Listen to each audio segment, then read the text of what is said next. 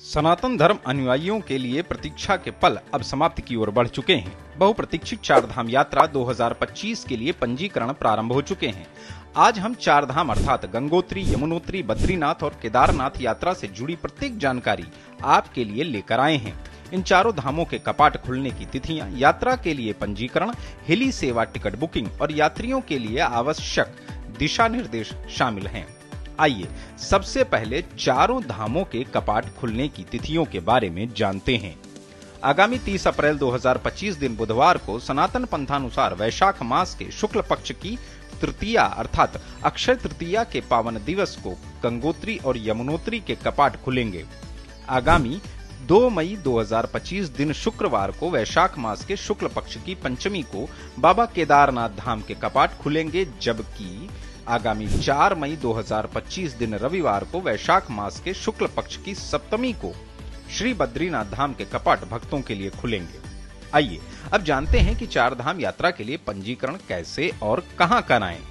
सबसे पहले तो ये जान लीजिए कि चार धाम यात्रा 2025 के लिए ऑनलाइन पंजीकरण 20 मार्च 2025 से शुरू हो चुके हैं। उत्तराखंड पर्यटन विकास परिषद ने चार धाम यात्रा के लिए पंजीकरण अनिवार्य कर दिया है। श्रद्धालु अपनी यात्रा की योजना बनाकर registration&touristcare.uk.gov.in वेबसाइट पर जाकर आधार कार्ड के माध्यम से ऑनलाइन पंजीकरण कर सकते हैं। इतना ही नहीं, अगर आप हेलीकॉप्टर से चार धाम यात्रा का आनंद लेना चाहते हैं तो हेली सेवा टिकट बुक करने के लिए heliyatra.irctc.co.in पर जाएं और टिकट बुक करें। अब यदि आप यात्रा पर जाने का विचार कर रहे हैं तो यात्रा के लिए जरूरी चीजों और दिशा निर्देशों पर भी एक नजर अवश्य डाल लीजिए।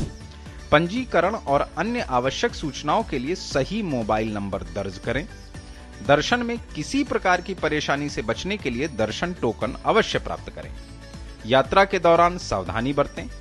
गर्म कपड़े, छतरी, रेनकोट और आवश्यक दवाइयां जरूर साथ रखें। यात्रा के लिए प्रस्थान करने से पहले मेडिकल चेकअप अवश्य कराएं। वरिष्ठ नागरिकों को यात्रा से पूर्व स्वास्थ्य परीक्षण कराना अनिवार्य है। यात्रा के लिए शासन द्वारा जारी की गई वेबसाइट से पंजीकरण एवं हेली टिकट बुक कराएं। अन्य किसी वेबसाइट से टिकट बुक कराना आपको आर्थिक नुकसान में डाल सकता है। अवैध हेली टिकट और फर्जी एजेंटों से बचें। यात्रा मार्ग पर स्वच्छता बनाए रखें। वाहन की गति नियंत्रित रखें। यदि आप अस्वस्थ महसूस कर रहे हैं तो यात्रा स्थगित कर दें। और हां, आस्था और सुरक्षा के साथ चार धाम यात्रा का आनंद लें।